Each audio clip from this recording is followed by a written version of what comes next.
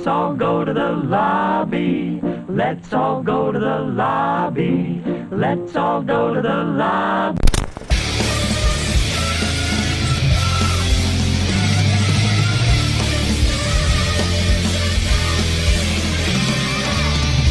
To get ourselves a treat. What's up, everyone? I'm Nico. I'm T-Kettle. And this is Let's All Go to the Lobby, episode 48. Yeah, we're back. We're back. This is going to be a small episode because your boys got to be somewhere at 2. Short and sweet. Preferably a little bit before 2. And, dude... Well, they have no, because they don't know what time it is. That's now, true. It's all right. Well, it's 11:30 right now. Yeah. And, that gives us, like, a good amount of time, but, you know, I still got to drive over there. It's a, you know... Yeah. And all that stuff. Plus, you're just tired as fuck. We'll kill it. We'll kill it. So I intentionally didn't put a lot of stuff to talk about just because your boy wants to be out of here. Go fuck yourself, San Diego. I do the cha-cha like a sissy girl. I'm as bad as hell, and I'm not gonna take this anymore! News might just be something I love. Back to you, fuckers!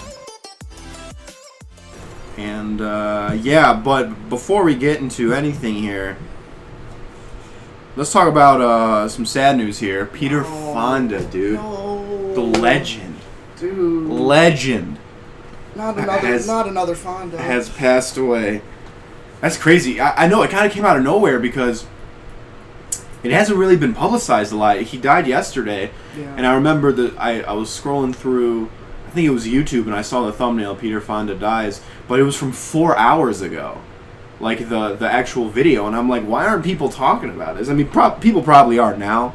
Yeah. But I didn't even hear about it until you texted me. So. Right. I mean, but yeah, dude, he's a legend. I don't know, man. It didn't seem like it was circulating all that much. I know, right? It doesn't real seem. It unfortunate. really doesn't seem like it is, which is crazy to me. Mm-hmm. So obviously, he died at 79.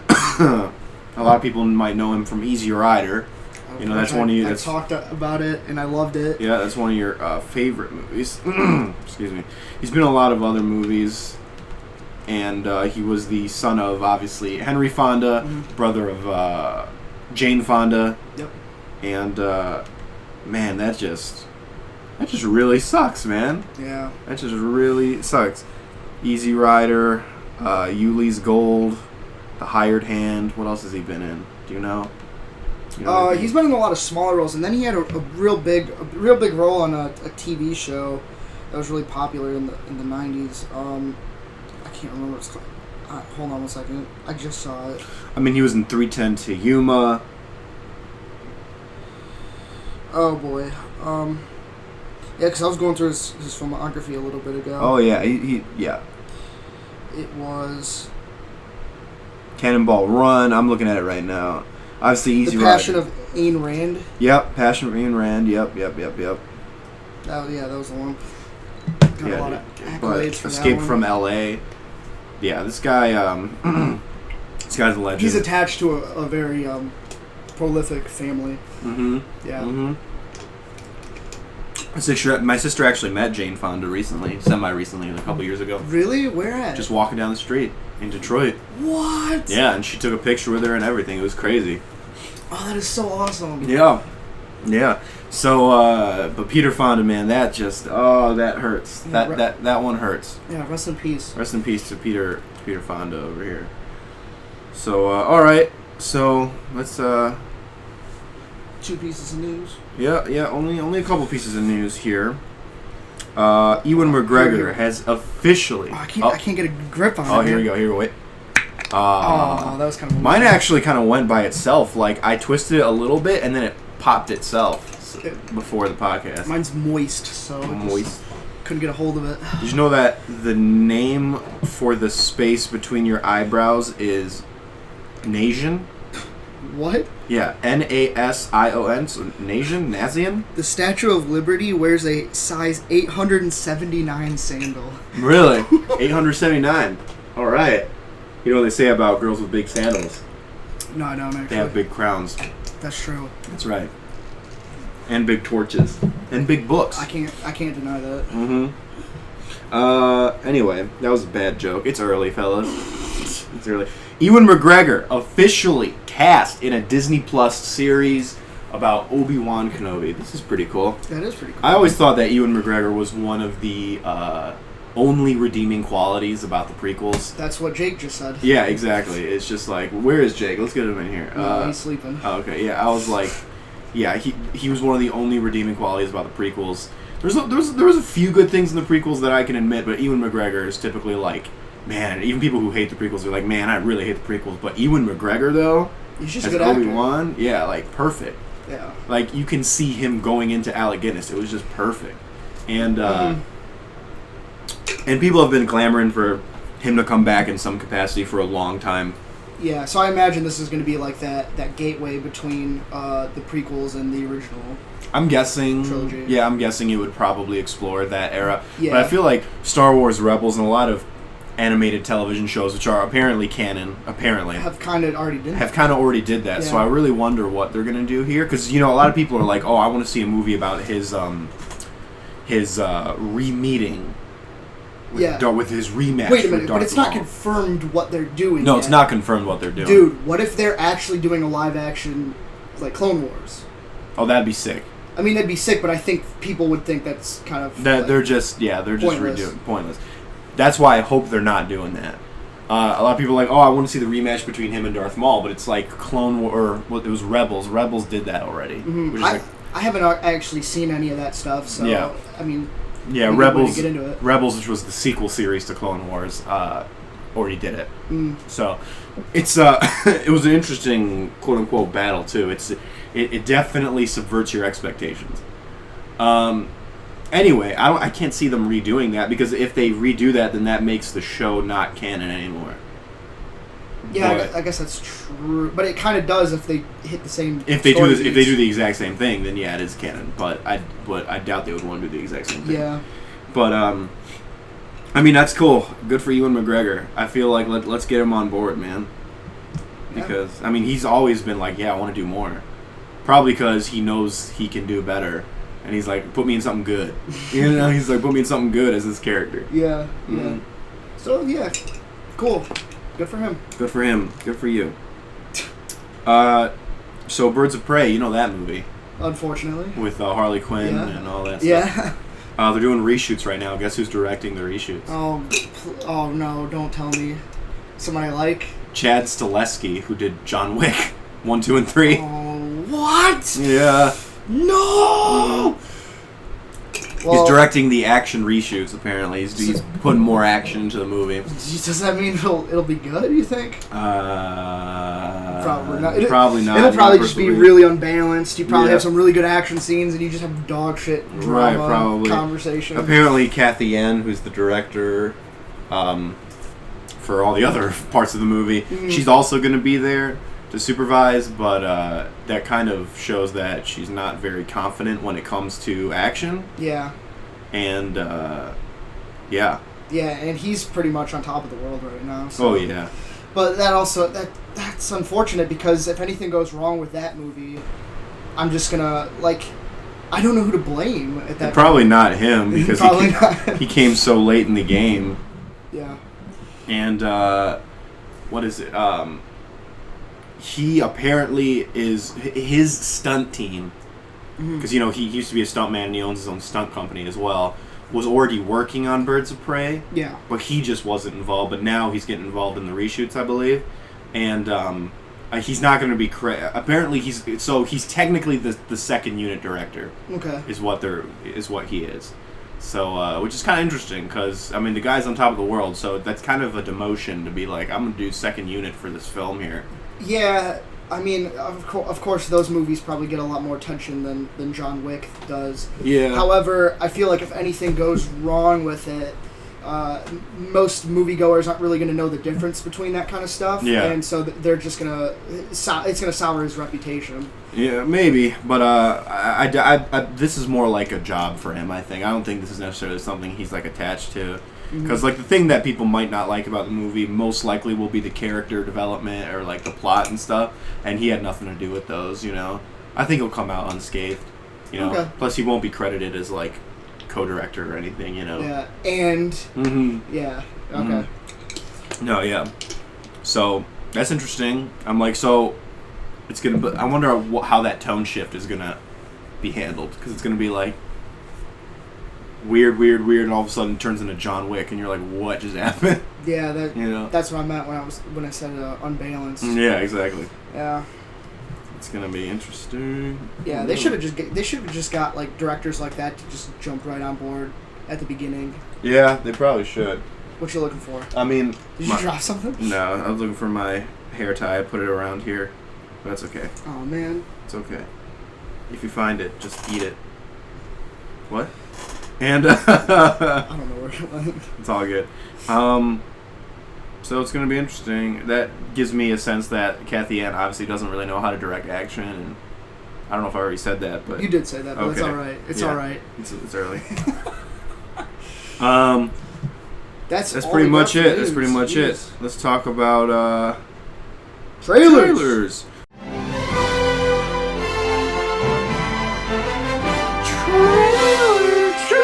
Coming soon to a theater near you.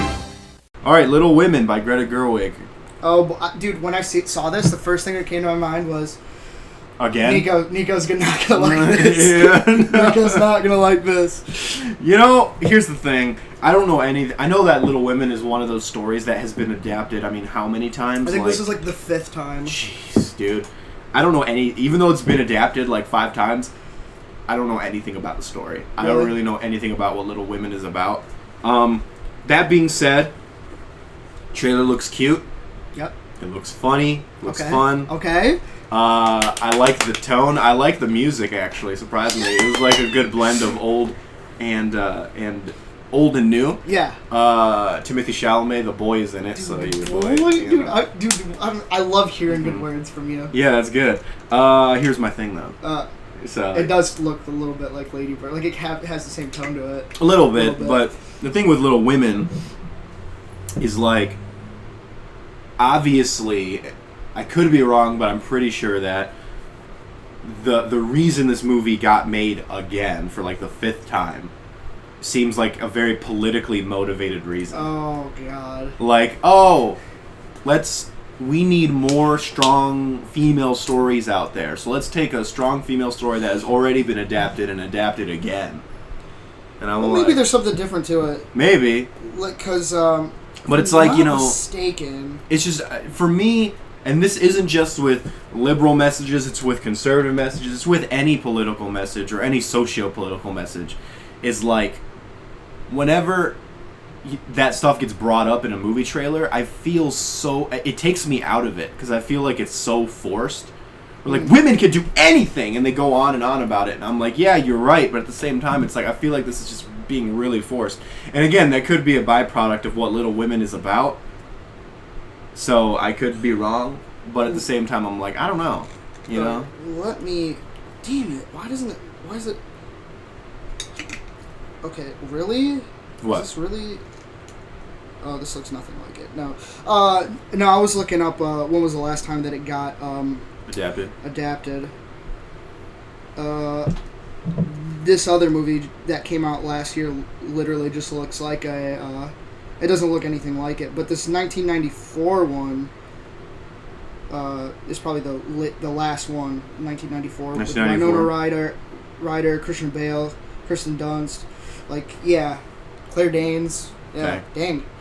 Yeah. That's a cast. Yeah. I mean, this cast looks good, too. The cast Saoirse Ronan, Meryl Streep, Emma Watson, Florence Pugh, Laura Dern. Yeah, I was actually really excited to see Florence Pugh in something again. But, no, dude, I'm totally into this. And I'm okay, and I'm totally cool with a political thing. I think that's where me and you differ. I kind of enjoy those, and sometimes I feel like if it doesn't have it, I feel like what's the point of the film?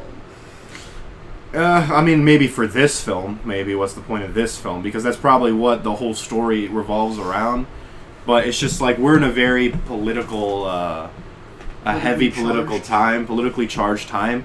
And every time there's a film that comes out, every film now tries to be political. Like, Scary Stories tried to be political. I'm like, stop, dude. Now, this seems more warranted than something like Scary Stories, where I'm like, this is... Yeah, because this has been around since, like, the 1800s. Yeah, exactly. But I can't help but think, okay, this is obviously very politically motivated, because you want to show female empowerment and stuff like that, and that's great. Don't get me wrong, but at the same time, I hope it doesn't feel forced, because so many politically charged movies that have come out lately have been so forced. It's just crazy. They stop the film, they grind it to a halt to be like, did you get that Trump reference? That's not going to age in 100 years. You know what I mean? It's like, it annoys me. So I hope that this will just kind of be a good adaptation of the book with like really good acting and really good, you know. I mean, if Greta Gerwig wants to change it up a bit, that's fine. But I hope it's not just like portraying men as like these shitty people, which it doesn't look like it's doing. It looks like it's portraying men as like, no, these guys are good guys for the most part, you know. Mm-hmm. And all that. So, yes.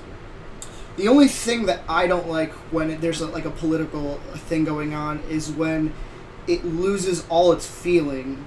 Like it needs to keep both. Otherwise, Yeah. I just Right. Yeah. I just like subtlety. That's what I like. I like subtlety. If you want to be politically motivated, that's fine, but please do it subtly. Mm-hmm. Subtly. That's the word, right? Yeah. Yeah. And by the way, I got something up here for you. So this movie was adapted in silent versions in 1917 and 1918, Mm-hmm. and then 1933, 1949, 1978, and then 1994. Wow. Yes, and now 2019. So this is like the 7th one. This is like Star is Born, almost. Even more than that. Mm-hmm. Wow. You can't escape it. No, you can't. We'll see another one 10 years from now. Yeah, absolutely. So this is obviously a timeless story. Yeah. So that's cool. So, again, I could be saying it's politically I'm motivated. looking but forward to it. I'm looking forward to it too. It looks pretty good. It looks better than Lady Bird, in my personal opinion. So, you know. I'm liking it. I like Greta Gerwig. I still think she's a talent. Mm-hmm. So she's not actually starring in it. Is she? I don't remember. No, she's just directing it. Okay, I thought she might have been one of the women. No, yeah.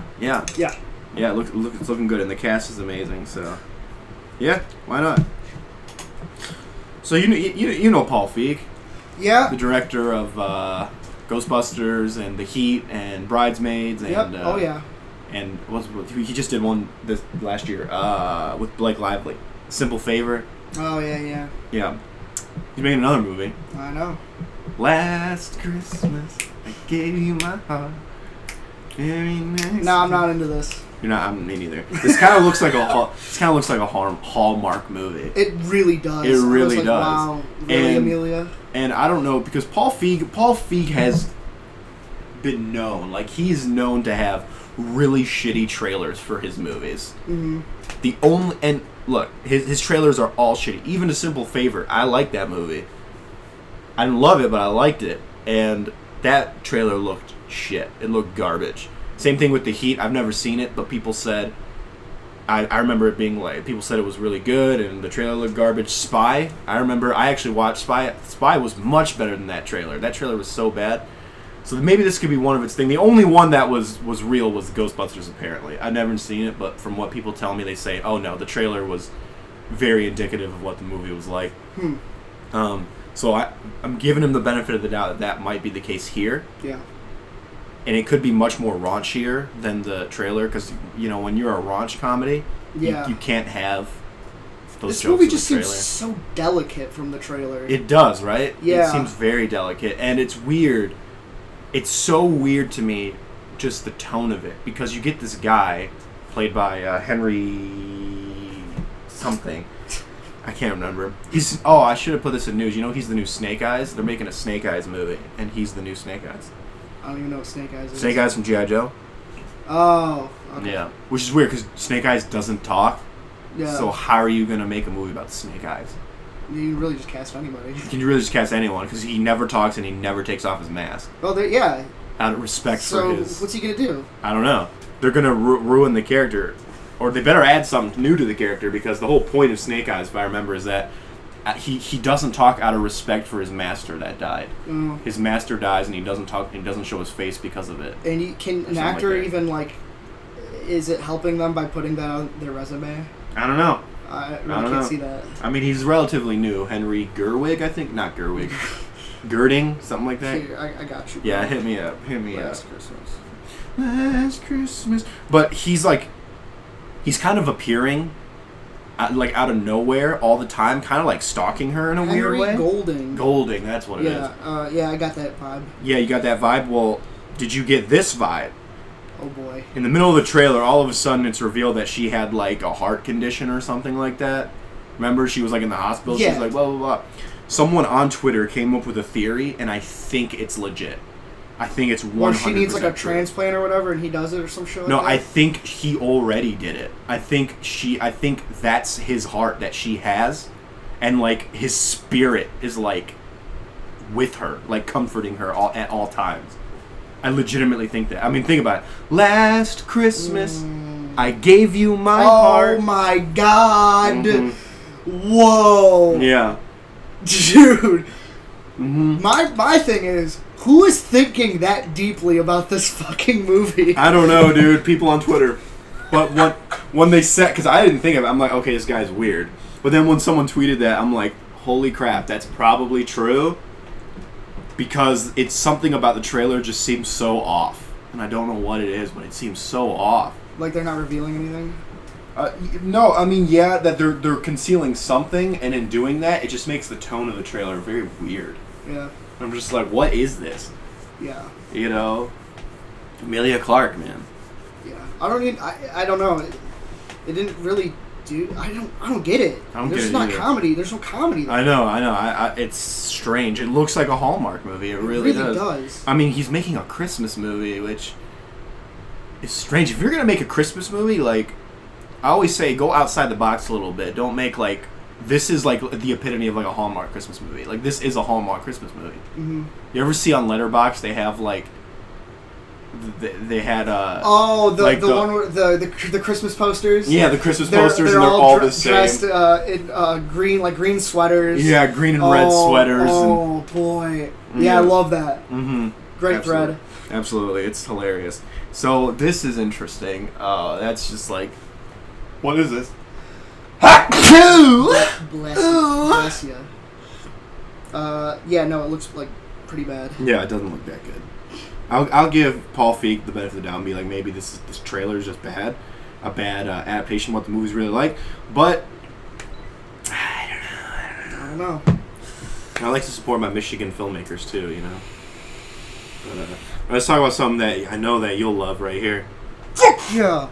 Bong Joon-ho. Fuck Bong Joon-ho. Actually, I love this guy. I fucking can't wait for this fucking movie. I saw the trailer and like I had like 5 friends come up to me that don't even really watch movies, and they're like, dude, did you see that trailer? I'm like, yeah. Yeah. They're like, dude, when you go, bring me. Yeah. I'm like, sweet. Bring me too, because let's have a fucking party. I'm pretty sure that it's only going to come to like main art. Yeah. I don't think it's going to come anywhere around here. Absolutely. But I'm willing to make the drive because this looks awesome. It looks so good. We're talking about Parasite by Bong Joon-ho, the director of Mother and Snowpiercer and The Host. Yep. And all that. Have you seen any of those films? I've seen Snowpiercer and I love it. Yeah, I've seen Snowpiercer.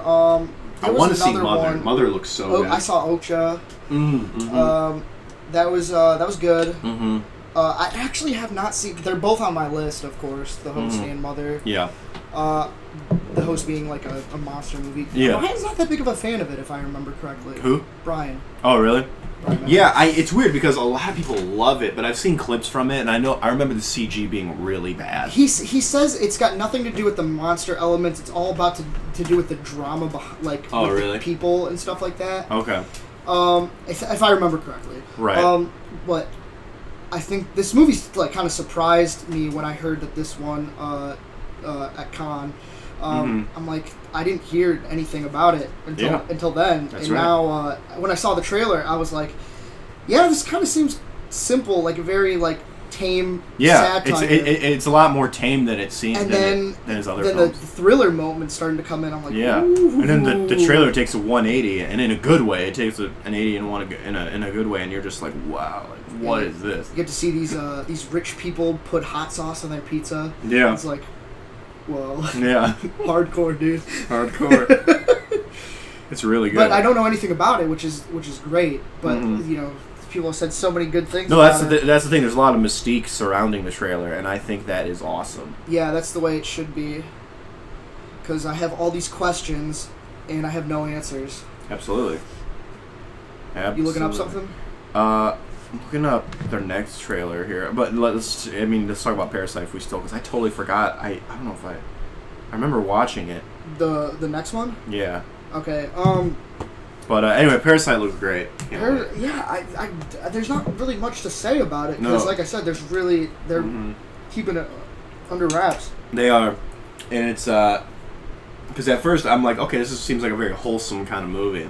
Yeah. And then it just keeps going and going and gets darker and darker, and I'm like, it's just one of those things where it's like the trailer seems dark, like it's gonna get darker, but it doesn't get that much darker. Or is it weird to me, like, in my opinion, like, is it weird that I like a lot more from trailers seeing like all the praises and stuff like that, especially when you see praises like this, when you think it's one thing but then it transforms into something else. You mean like the quotes and stuff? The quotes, yeah. If like a quote, if there's a lot of thought that goes into a quote, like I like that a lot. Like I don't really care like if people say it's dazzling or whatever. I don't care about that. But like if people have something like legitimately, whoa, holy shit. What? That just like your foot just kind of like, I thought that was a cat for some reason. Because we had the cat that kept coming into the house. Yeah, I remember. Like, what the fuck? I remember. Shit out of me. I remember.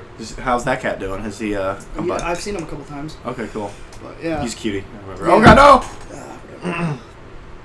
He dropped his Snapple, and I was like, oh god, no! You see, this is what I'm talking about. This is why like not having video is so weird sometimes. It's I'm not carbonated though, so it's all good. Anyway, okay, so the quotes of the quotes trailer matter to me like a lot. I remember we discussed this, and I was like, I don't like the quotes, but you like the quotes. It's only when they say something that like piques my interest, like about the movie and like its premise. Like they said something about how it's kind of like a thriller about class, and I think that's interesting because I want to see how that is portrayed. But yeah. I prefer that much more than showing me like everything that the movie has to offer. No, I got you. Yeah, I feel like a lot of quotes are reserved for kind of indie films. Yeah. Or like smaller films or foreign films, as opposed to like big blockbuster or kind of more standard Hollywood films, you know. And those ones are kind of reserved for TV spots more so. I think the other thing is not a lot of critics see a movie. That's true. The trailer comes out 3 months before, and they see it like a week before the movie comes out. That is true. That is true. Didn't even think of that. Yeah. That's a good point.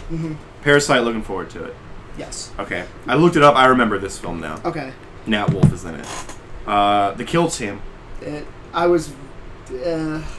Apparently, it's a true story about this private who becomes conflicted with his morals when his platoon under his superior, Sergeant Deeks, participate in murdering civilians in the Middle East. And when he contemplates reporting to the authorities, he realizes how much danger he is in as the platoon becomes increasingly violent and Deeks begins to suspect his loyalties. I just read that on Wikipedia. Yeah. I was not interested at first, and I'm like a little bit more interested because it's not just a war film. Exactly. The plot, it's more like suspenseful, I think, because it's like it looks like it's going to be like a character study of like this guy kind of like being conflicted with war and stuff like that, and it's like, should he report his superior or should he not, and risk his life and stuff like that. But that's like the job of a soldier. Exactly. So exactly. My friend Mitch might really kind of dig this film because my friend Mitch kind of went through something similar to this recently. Something similar. It was like my friend Mitch works for kids. He works with kids with autism and stuff and disabilities, and he witnessed one of his coworkers do something that you're not supposed to do, which is like this kid was talking a lot. And the worker, took his hand and put it over the kid's mouth to get him to stop talking. And Mitch was like, you can't do that. You can't do that. And the guy's response was, oh, I didn't cover his nose. It's not like he stopped breathing. And then Mitch was like, wow, dude. And then he reported the guy. Guy got fired. And now all of Mitch's coworkers are basically like, calling him a snitch, kind of talking about him behind his back, and like get the fuck out of here. What is this, The Wire? Yeah, like snitch. Yeah, like shut the fuck. Like these are kids, dude. These are kids. What the like fuck is this? I told him this. I'm like, dude, who gives a shit about these coworkers? You're not their friends. You're here to help these kids. You're here to help these kids, dude. When the well-being of the child always outweighs fucking these coworkers and their hurt feelings or whatever. Yeah. You know, you fuck up, you get reported. That's just the thing. That's how life works. It's good that these coworkers learn this shit now. You know what I mean? Mm-hmm. And it doesn't sound like anybody learned their lesson though. yeah, no. Apparently, a lot are on his side. Yeah. Someone pulled Mitch aside and said, like, I went through the same thing a year ago, and people still give me shit for it, like getting someone fired. But it's like, fuck it. Like, if I was there, I'd be like, look, I am not any of your motherfuckers' friends. I'm here to help these kids. Fuck all you. Yeah. Is what I wouldn't say that like that meanly, but no, but when they come out and say shit like that, yeah, it really shows their true color. It really does. I'd be like, dude, like, I'm here to help kids. I'm not here to make friends. Like, shut up, you know. But anyway, I feel like he would kind of appreciate this film because it's somewhat similar. Like, you're kind of caught in a position of like, do I report this guy? Do I not? I mean, this is obviously different because this would risk his life. Yeah, but that's definitely going to be explored in it about how like that's the job of soldiers to put their life on the line. Yeah, exactly. So that's totally the angle. And I wonder how it's going to portray the U.S. Army. It's going to be interesting to see it. I mean, obviously it's a true story, so I mean, it's going to be portrayed the way it was, you know. True. And it looks interesting. I will give it that. It looks better than just your typical war film. Because this looks smaller, looks more contained. It looks more like a suspense thriller than a war film, you know? Yeah.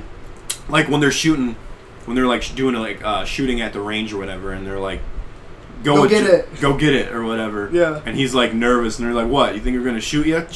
And I'm like, oh god, that's actually pretty cool. That is a pretty good scene. Yeah.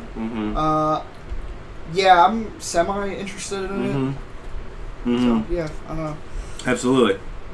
So, looks interesting. Yeah. All right, let's get into your boys' film, The Death of Dick Long. Who's my boy? You know who directed this? I actually don't. The director of Swiss Army Man. Oh, okay. One of them. Because it was two guys. Yeah. They kind of split up. I don't know if they split up permanently, but... Didn't you say you didn't like their name? Daniels? Daniels. My God. You gotta, come on, dude. You gotta admit, that's so pretentious. Daniels? You know what? Hold on, let me just do something real quick. It's correct, though. It's plural. Here, hold on. Let me just look something up real quick. Just give me... No problem. Just give me a second here. Yeah. Swiss Army Man was directed by Daniel Kwan and Daniel Schneider. Okay. Because I am not calling them Daniels. I am calling them Daniel Kwan and Daniel Schneider. Because if you want to use more syllables, go for it. Yeah, I'm gonna, because it's less pretentious that way. I would rather take Kwan and Schneider.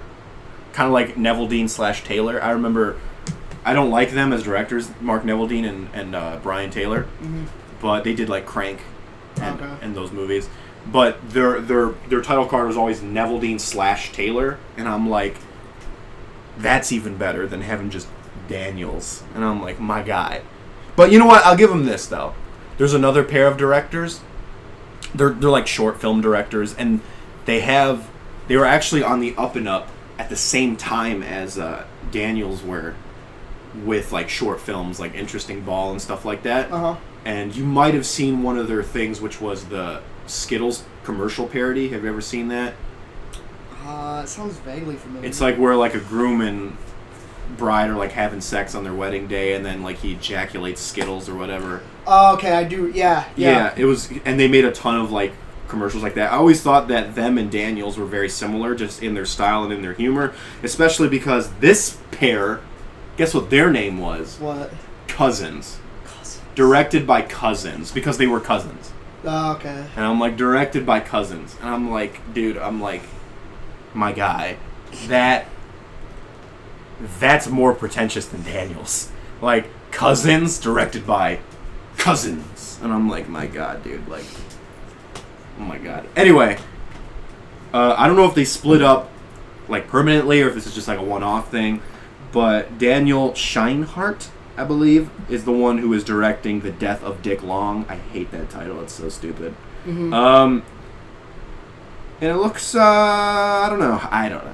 Really? I don't know. It looks weird. It doesn't look very... I know that's typically their style, but it just...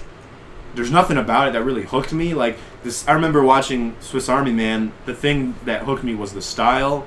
Cinematography was really good. Dude. The premise was good, too. This just kind of seems like nothing. Like it kind of just seems like a comedy where a dude named Dick Long dies. Well, I actually, I think it looks pretty good. I didn't laugh at any moment. Yeah. But I think it looks entertaining. Yeah. I still got some questions. I'm like, how'd this dude die? Like, they never really did answer it. Yeah, because it's probably like, that's probably like and the like, main. I guess, how have they not gotten caught? They're so, but you're in this small town, and it doesn't really seem like a very competent like officers working the case, and like these guys, they're bad. They're real bad at like hiding their emotions, and I just like I want to know how they don't get caught. Maybe there could be like some comedy going into the fact of like how much they're trying to hide it, and they just suck at hiding it. Sort of like a Weekend at Bernie's thing. That's exactly what it's like. Yeah, it looks like a remake. Dude, Weekend at Bernie's. So good. No, I'm interested in it. Me too. Yeah, I don't know. I mean, I'm interested, but it's not hooking me. Yeah. You know, the death of Dick Long. Oh my God. Dick Long. So, I don't really got much to say about it. Yeah, me neither. I don't know. But I'm kind of confident. Yeah. I don't know. Yeah. It's a feeling I have. You just I just go with my gut on a lot of these trailers, man. I don't know what to make of them. Yeah, you're just like, okay. I'm not a trailer guy. Trailer guy. I know Brendan. I just talked to him yesterday. Really? He watches more trailers than movies. Really? Oh, Brendan, he loves trailers. I remember ever since I've known him, like Brendan would. I remember one time Brendan would just watch trailers. Like he just watches them. Like just like on when a you loop. guys are hanging out, you just like When he was when we were hanging out, like he would just like put it on a loop of trailers, and we would just watch them and talk about them. Yeah, he loves them. He loves them. How's he doing? He's doing good. He's doing real good. He's working a lot. Yeah. He's working a lot. He seems a little overwhelmed, but we gotta. He wants to hang out soon. He needs to stop watching trailers and start watching movies. No, he watches movies too, but he just he's got that work game going, you know. Yeah. But you know who else talked to recently? Brian. Really? Yeah, I pulled your tactic. Did you? I did. Yes! And it worked. And it worked. I gets him every time. Gets him every time, dude. Yeah. Hopefully I can meet up with him soon. That'd be cool. Yeah, man. Yeah, so Death of Dick Long, on the fence, but yeah, okay. Yeah. And Zeroville. You just watched this. I just watched this because this was the one I didn't watch. It doesn't look that good, in my opinion. I can't really say that I'm all that. I'm interested in the premise, I guess. There's a part of the premise that's cool, which the, is like the thing where they film. Yeah. The hidden film within these films. That is cool, but it doesn't look like that's going to be that big of a part of the movie. I don't know. See, that I don't really know what to make of it. Same. I do think that the characters are kind of interesting. They kind of feel like comic book characters. Yeah. And the mix, what they say in there, love cinema and punk rock. Mm-hmm. What a combination. Yeah. I don't know, but if you were going to do that, why not put a punk rock song in the trailer? That's true. It doesn't make any sense. That is true. The cast, obviously, this is directed... Well, not obviously, but this is... If you watch the trailer, you would know this is obviously directed by James Franco. The cast is interesting because we got James Franco, Seth Rogen, Craig Robinson, Danny McBride, Joey King, Megan Fox. We haven't seen him forever. We haven't seen her in forever. But basically, the whole team, the whole Franco team is there. And this seems like kind of one of Franco's art projects, you know, because he makes a lot of artsy type films. Yeah. This kind of looks like his take on, like, The Other Side of the Wind. Yeah. That's a good way to put it, actually. It's just a little more structured than Other Side of the Wind, it seems like. You know? And yeah, I don't really know, like, what it's about. I know that this guy who looks like an ex-con, like, he looks... weird. Like he's got a tattoo on the back of his head. He's got a mustache, played by James Franco. Looks like he wants to make it in the movie industry somehow. as something. Yeah. Maybe like an editor, it kind of seems like. I don't really know. But I guess James Franco really likes to explore the making of a movie. Because this disaster artist, Yeah. it's kind of like, okay, you like to... That's cool. Yeah. So... But yeah, I'm just not really digging the way that it's directed. Yeah, it seems, especially the way the trailer is edited, is very weird. Yeah. I'm like, I don't like this. How do you feel about that format? Oh, which format? I mean, just like it looks really blurry. It does, doesn't it? Yeah. I thought it was just like the trailer I watched. It looks blurry. I don't know. Is that supposed to be like psychedelic or and something like that? grainy and like out of focus half the time? I'm like, yeah, it's like the combination of the two because like obviously like it kind of looks like 35, but like even worse than that. It looks like 35, but like you know what it looks like? It looks like compressed digital, like really compressed digital. And I'm just like, what is this? Yeah. I'm like, this is weird. Like, what are you trying to go for here? I thought I just watched a bad trailer. And I thought about that while watching a trailer. I'm like, this quality is terrible, but I guess it's just the rip I'm watching. And then you said it, and I'm like, okay, there's obviously something here. Yeah. It's whatever. Yeah, I don't know. It looks weird. And maybe that's what they're going for. Yeah. You all right there? I You am. making a Molotov? Oh yeah. Leave that shit on I was watching for those of you who are listening, I'm ripping the Snapple label off and I'm putting it inside the in the bottle because I hate that texture of like that wet paper. This is a weird episode. It is, but we're tired. Yeah. I was watching it was on Free Comic Book Day. We went to a comic book shop and there was a TV going and it was playing a documentary about comic books. And the narrator had the weirdest analogy I have ever heard when it came to something. He's like, on 1963, X-Men #1 hit the stands like a Molotov cocktail. And I was like, what? I'm like, that's such Can you be more specific? I'm like, that's such a weird analogy. I mean, like... X-Men #1 hit the newsstands like a Molotov cocktail. And I'm like... Yeah, because, like... What? What? It's such a weird... What? It's such a weird... Molotov cocktail hits just like any object. Yeah, I know. Any inanimate object. Is there a thing where Molotov cocktails hit newsstands? Is there like a whole thing of like a whole group of people who are like, we need to hit newsstands with Molotov cocktails? That was such a weird... Yeah. That was so weird. I use it from time to time as like a joke. So, anyway, It's all the trailers. Yeah, but did you see that Vin Diesel was in the Zeroville trailer in the background? Did you see that? No. You didn't see Vin Diesel? No. Really? No. Dang, dude. You lying to me? No, I mean, that's serious. Vin Diesel. He was in it. I did not even see that. Yeah, dude. That's shove Vin D's little nuts in your mouth. Liar. Shove Vin D's little nuts in your mouth. Well, Nico's fired from Let's All Go to the Lobby. It's a one-man show now. Unfortunately. That's actually funny that you say that because going into our recently seen, it's pretty much just you. Really? Yeah. Oh shit, dude! I have like 1,000 things to talk about. And we'll talk about them all. Well, oh man, I don't have the strength for this, but I'm gonna do it anyway. I'm gonna try. Don't leave now. The movie's not to come on. Excuse me. Hey, take the theater. What do you do when you get stuck on a movie line with a guy like this behind you? Wait a minute, why can't I give my opinion? This is a free country? So let me pull these bad boys up. We'll start off with the movie that you've seen, obviously, because we talked about it last week and about possibly watching it. Me and Mark, we ended up watching it that night. Fast Five. Fast Five. It was good. I liked it. I liked it. That last action scene. So good. And it's all practical. It is all practical. And I like the fact that, like, even if it was something that they weren't able to do, they had enough camera tricks to, like, trick you into thinking that it actually happened. Yeah. Like, sending it through the bank and shit like that. That was so good. Like, when it's fucking rolling and it's hitting all the pillars. It's so good. Yeah, that was awesome. It was definitely worth some of the slower build-up. Definitely worth some, and this is just because maybe because of The Fast and the Furious, that's the fourth one, right? It's just the Fast and the Furious. Yeah. That one, it really just soured my opinion of the characters. Yeah.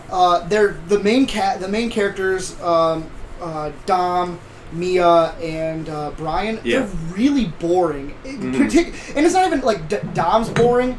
Vin Diesel's character, it's just like he's so perfect. He's a Mary Sue. He doesn't do... Yeah. There's nothing wrong with him. They make it so he either wins everything that he is a part of, or they just make it seem like he threw in the towel, like he gave up. Yeah. And I'm like, why do you have to do that? He's not... don't make him perfect. Right. Apparently did you know that's a stipulation in Vin Diesel's contract? To make him perfect? Yeah, apparently. Like, apparently he can't lose a fight or something like that. Can't lose a fight, can't lose a race. Mm-hmm. It's a little ridiculous. Yeah. So wasn't a fan of that, but other than that, I was really digging it. I really okay. I like and I dislike this aspect. The fact that they just threw away racing. They're like, no more racing. Yeah. Because there's that one part where they need to get the car from the and so they're like, I'll race you for it or whatever. And it's like.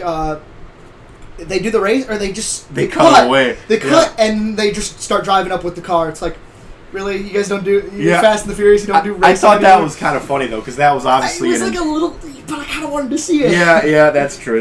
But it was funny because they genre hopped. You know, obviously from they didn't know what to do with Fast and Furious. So with Fast 5, they're like, we need to make it like a heist film. And I thought that was a good idea. And this is the one where The Rock is introduced. Yeah. And he's great. Yeah. But he definitely is like first coming on to like acting like. Mm-hmm. I mean, he did like obviously stuff back in the day, but this is when he wants to have fun with the role, and he's just not really. And this was his return to action at that time too. He's not really that natural. It doesn't seem like he's having that much fun, but the lines he's delivering are like really good. So it tells me that they really wanted you to be kind of conflicted on who to root for. Yeah, exactly. And I think that's kind of what was cool about the movie is like the moral gray area that is like presented and stuff like that. It's like these guys are technically criminals. You know, and it kind of portrays this one kind of portrays The Rock as almost like a villain figure, in a sense, or not a villain, but like an antagonist. Definitely. But like, still, he's so badass that you kind of want him to succeed too. It's so good, and he's always sweating, and I love it. That is true. Mm-hmm. It's so good. He's a badass. I love it. He is. The action, you got to admit, I still think that Fast 5 has some of the best action in the franchise. Yeah. Mm-hmm. Which we decided that we're going to start watching the rest of them just because like we enjoyed this one enough. Nice. But I really like this rivalry that they have between him and Dom's character. Yeah. That fight was sick. That fist fight. The respect is there too. Yeah. I really like that. The side characters are great. I was like, even though they're like very one-dimensional, kind of like one-note characters, they're still fun. Yeah. Like I was really happy to see Tyrese Gibson back in there. I like him a lot. This is the one that brought everyone back, like from all the movies. Mm-hmm. And I remember at the time people were like, "Yeah, this is the one that's going to bring everyone back." Like Tyrese, like Han's back, all that stuff. So Hans is cool. Han is cool. Good thing you don't know what happens to him. I'm just kidding. Unfortunately, yeah. I'm just kidding. Yeah, dude. Well, I mean, we knew what happened because of the third one. Yeah, I have seen the third one. Oh, okay, yeah, that's true. Also, Gal Gadot's in it, right? Yeah. Mm-hmm. This is pre-Wonder Woman. Yep. She's prime. Yeah. Yeah. And what is it? Yeah. Yeah, it's a real solid action movie. It definitely feels like it kind of puts all of its eggs in one basket. Really, just a build up to the finale, but it was definitely worth it. Yeah, that finale is one of the best action scenes I've ever seen. Like, it's so good. You know how they did it? How'd they do it? They put it. There's actually, like the notes on or whatever. Mm-hmm. They did, like Variety does or whatever. They did it for that action scene, and the stunt coordinator was talking about how they did it. They freaking built a miniature car inside of that vault, and the guy had like a thin strip like this long to see the road and everything. Really? Yeah, and apparently they didn't cut enough holes during like the testing or the rehearsals, so he actually passed out from like the fumes. So he almost died. Oh shit! I And didn't then even think about that. And they're talking like there's a part with motorcycles and a dude gets hit with a motorcycle and rolls off the top of the car. Yeah. And he's just talking about. He's like, yeah, that stuntman broke his shoulder from that stunt right there. And I was just like, oh my god, you guys are crazy. Wow. These guys are nuts. Some dedication. Yeah, they're like, yeah, we built this bank vault here. We built like this fake bank, where the fucking like the fucking thing just runs right through it. Run through it. You're like, these are all stunt people right here. They all had to time it perfectly so they wouldn't get hit by the vault. And I'm like, what the fuck? Whoa! I'm like, these people are nuts. Man, I thought those were camera tricks. Like, nah, no, they're wow. really they've fully done practical. And that's the one thing I will say as the series has gone on. Mostly with Fast 8 is where it really started to happen, and then Hobbs and Shaw especially is where. And I don't like to shit on CG. I don't like to be that guy, but the series after Justin Lin left the series, it did kind of veer away from practical and it went CG. Like, I love James Wan, but you can tell that James Wan started to do a little bit more CG. Yeah. But it was still practical in a lot of sense. And then Fast 8 was very heavily CG. And then, like, Hobbs and Shaw was almost completely CG. Yeah. Yeah. So, yeah, and I mean, I get where you're coming from, but if you have a film franchise that has been known to do practical, and you have a type of film that is you could do it with, please do it. Yeah, exactly. Don't because it just seems lazy otherwise. Yeah, that's true. And good action. I liked it. Yeah, I liked it. It's that's solid, like solid 7, maybe Nice. high 7. Nice. It's good. Heaven. Heaven. Nice, dude. All right, what else did you see? Let's see. I don't even want to talk about it that much because I didn't even write I basically just threw the review out here. Okay. Happy Death Day to You, which you had seen. Yeah. Definitely not as big of a fan of it. It's not as good as the first For one. me, the best way I could describe it is if you liked the first one, but you want to feel like you're watching it again for the first time. Yeah. Because they kind of just tweaked everything. They had an opportunity to just kind of reset everything, and that would have been really good. Because my response for when they first introduced this new setting or whatever, everything's topsy turvy. Yeah. It was what the fuck when the one girl kissed him. Oh, I'm yeah. What the fuck? Yeah. But to be able to see, I would have liked to see that happen, that kind of response to happen multiple times throughout the movie. Yeah. But then it just kind of did the same thing, and I was like, okay, I'm kind of getting a little bored of it. Okay. In all honesty. Yeah, I get you. I don't. It's been a while since I've seen it. I remember having fun with it. They went. This is not a horror film anymore. They went straight comedy, pretty much. Yeah, and they really just kind of threw away the mystery. They're like, yeah, let's just do At least they did the something different, though. At least they're trying to. I feel like they did try to do something different than the first film, instead of just trying to rehash it. There's some aspects of it that I do kind of like, and I can say this because they gave it away in the trailer. The girl who did it in the first one, did it the girl who's in the loop. You mean? No, the girl who committed the crime in the first one. Yeah. They kind of make her like a good guy and kind of build a friendship again. But it's kind of funny because you know what this person did to you, in the alternate reality. In the so different it's world. Yeah. What? Yeah. That's an interesting thing to do.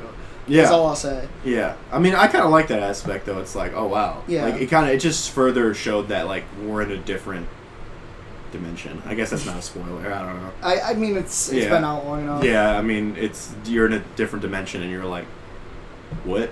This is crazy. Yeah. Multiverse. We're in a multiverse right now. That film is that's a very unbalanced film, and kind of in a good way, kind of in a whatever way. Did you laugh? The epic...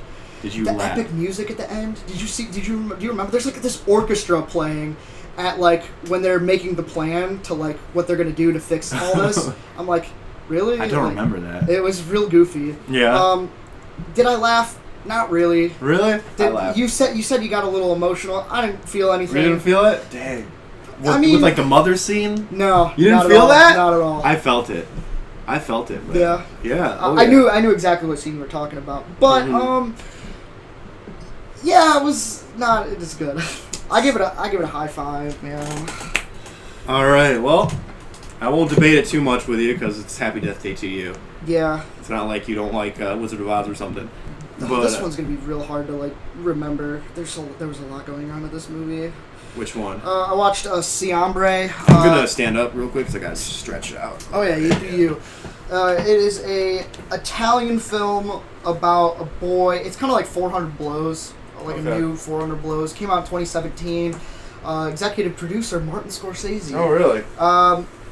So it's about this boy who his brother is like he disappears one night, and then the father gets like arrested for something like minuscule and something that he didn't do. Mm-hmm. And now this boy who's like 14 years old, he doesn't even look 14, he looks like he's 12. Okay. He's now got to be the man of the house, and this movie just kind of becomes this... Sounds like 400 Blows. Yeah, this movie just kind of becomes go get something for people in exchange for money side quest. The movie. It's kind of boring. Oh really? It's not very inspired storylines. I will say two things that are constant about the movie is that the performance from Pio, who he plays himself, which is kind of interesting. Is very good. It's a very adult performance. I never did once thought like this kid was I never felt like he was a kid. Although he does have like a big range because his mom babies him. That's another thing. I like the dynamic of the characters that surround him. Like the mother babies him, so like it kind of brings out like this innocent side to him. His brother kind of challenges his like manhood, so that that's there. And then he's got a friend who kind of like exposes him to the world. He's an adult. He's kind of like I think he's a drug dealer. Okay. But so he gets to see the world through him, and it's a very good performance. I like some of the writing, but I wasn't the overall thing just wasn't. I wasn't vibing to it. You have this side of Italy that you never really see. It's kind of like this. It's kind of like this impoverished area. I can't think of words right now. And you have like these different factions there. You have like the African refugees and stuff like that. You have his people, and then like I guess high class. Like I don't know. It's just a mishmash of a place. And I don't really feel like they explore it all that much because it just they always kind of stay in the same areas, talk to the same people, and yeah, like I said about the storyline, it's really boring. There's really nothing going on with it. I'm not really. What would you give it? I gave it a low 5. A low 5. But I mean, I don't know. It's been like a week since I've seen it, and yeah, it's hard for me to remember films that I've seen a lot. There's a lot that I wrote about this movie, which says something, but I just can't think of any of those things right now. Yeah, I remember like when Mark was here, I was like, I couldn't say much about Once Upon a Time in Hollywood. I couldn't really say much about stuff I saw the week before. That was like 2 weeks ago, though. But freaking like 2 weeks before. But like Scary Stories, which I literally saw the night before, like it was so fresh. And Mark said to you that like he was like, wow, that was really impressive. Yeah, I appreciate it. Just because like it's just because it's so fresh in my brain. I remember what I liked and didn't like. After a while, even if I really love the movie, as weird as it sounds, it kind of fades. Like the memory just sort of fades, and I can't specifically narrow down what I liked and didn't like about it. Yeah, that's where we other than like the big points. That's where we differ. I definitely remember, like, if I love a movie, like, I remember everything about it. That's good. If I'm enthusiastic about it. Was not enthusiastic about that movie. All right. Really, just a chore to get through. Oh, damn. And then I got 2 more. One of them is Beginners. Okay. Ewan McGregor is in it. Ewan McGregor. Christopher Plummer is in it. It's a Mike Mills film. Who did 20th Century Women. Okay. And this is kind of like a autobiographical story. Okay. He wrote this after his father passed away, so this the structure of this film, I wouldn't change it, but it is a little messy. Okay. Because you have, like, some of it is, like, him as a kid when his mom was alive, and his relationship with his mother. She kind of raised him. He grew up in this broken home because Christopher Plummer, the story is that he comes out as gay 5 years before he passes away. So he was not home throughout his life or whatever. He still loved him, but he just wasn't around. Right. And now that he comes out, he kind of explores that side of himself, which brings out an amazing performance from Christopher Plummer. Okay. Like, it's so good because he's really kind of discovering his youth at like a 75-year-old man. Okay. So that was a really cool aspect. Yeah. And that's where a lot of the energy came from, because it's definitely not coming from him. And then the other segment of the film is a little bit after that, and these are all happening like simultaneously, so you get to see a little bit of it at a time. Yeah. So it confused me to like where we're at, but the other point is like he goes to a party. His father has passed away, and he meets this girl. Really good opening scene with this girl. I'm drawing a blank on her name. She's a French actress. Let me pull that bad baby up. She's a cutie too. Pull it up. She's in Inglourious Bastards.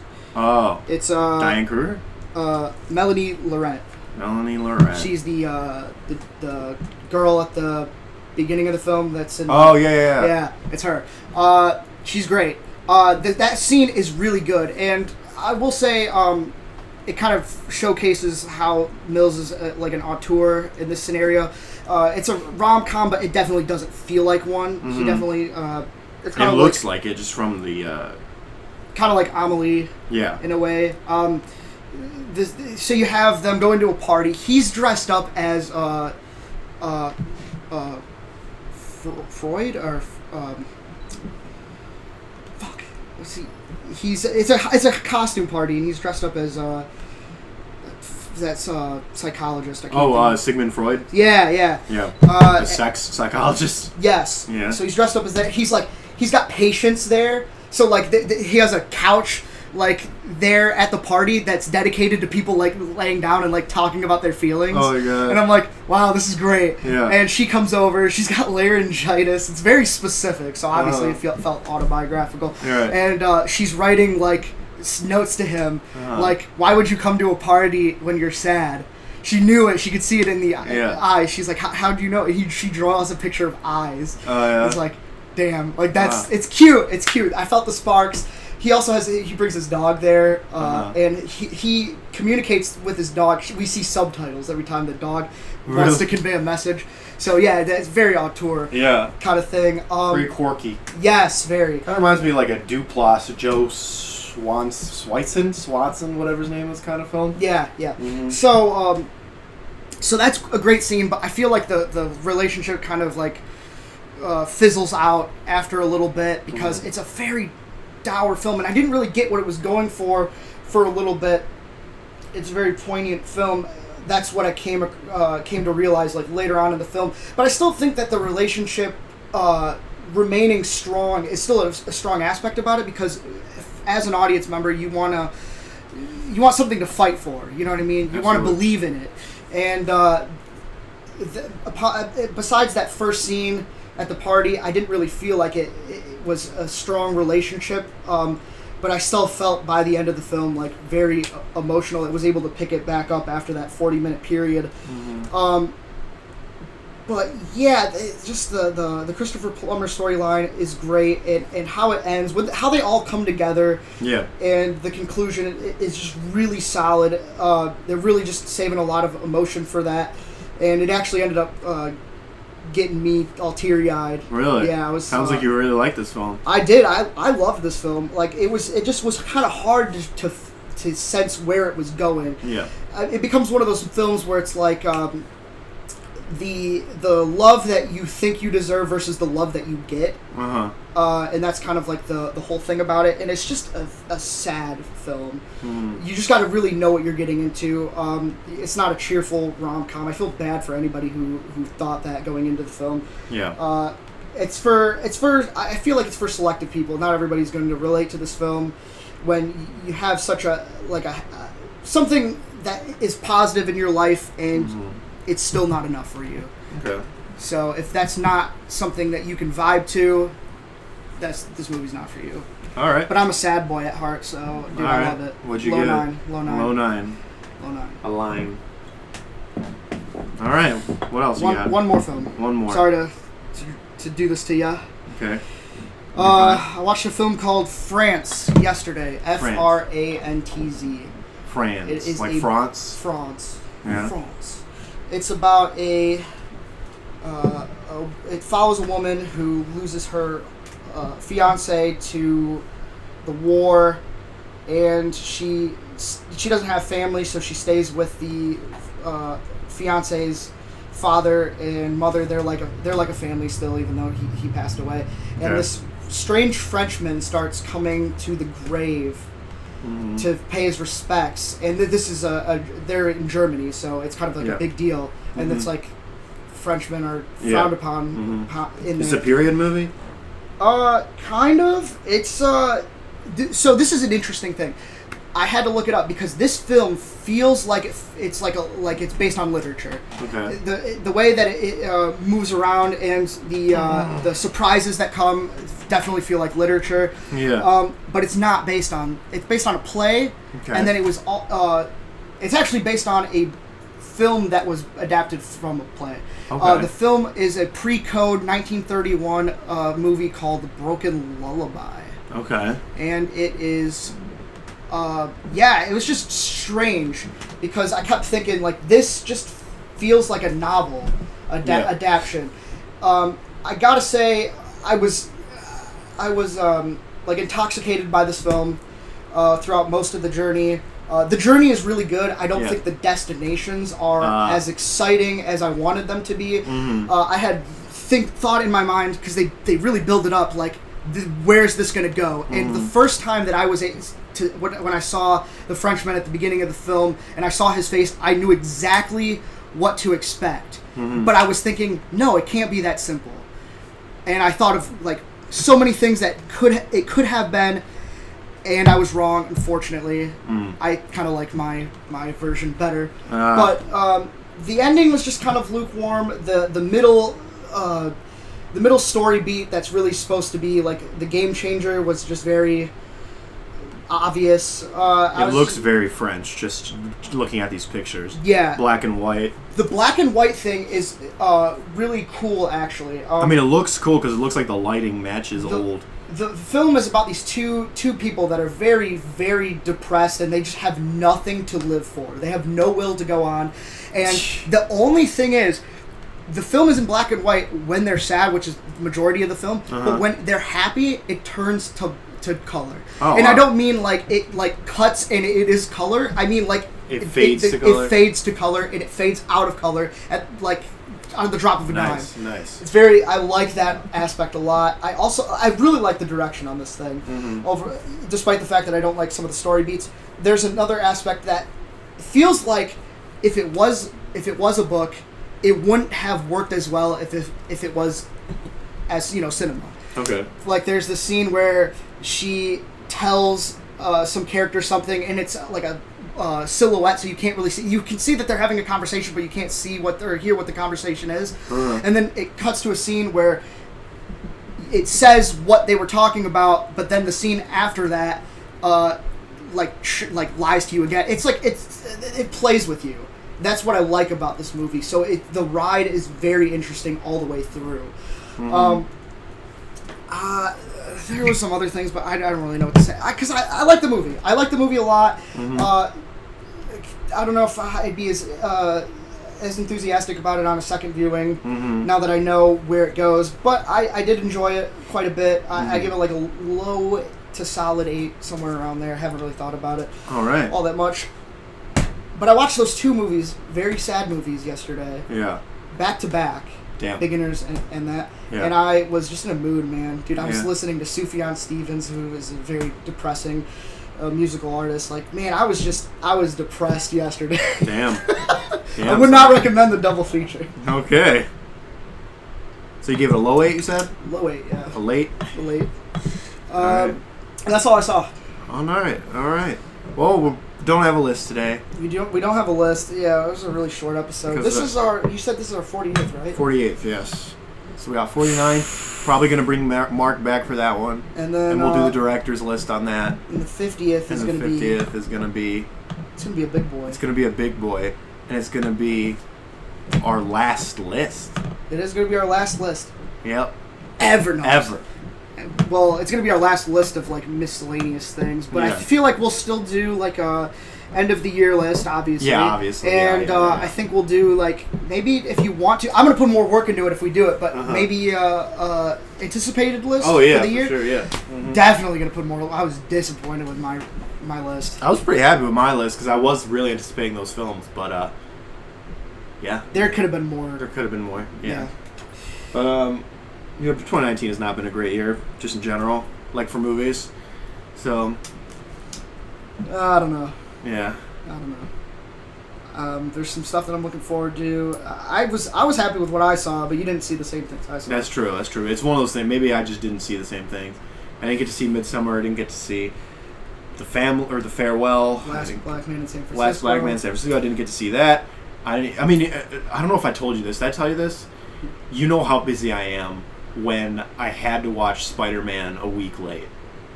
That's true. I didn't even think about that. Yeah, think about that. I even told Brendan that, and he's like, "Yeah, you're busy, huh?" And I'm like, "Let me tell you how busy I am, Brendan.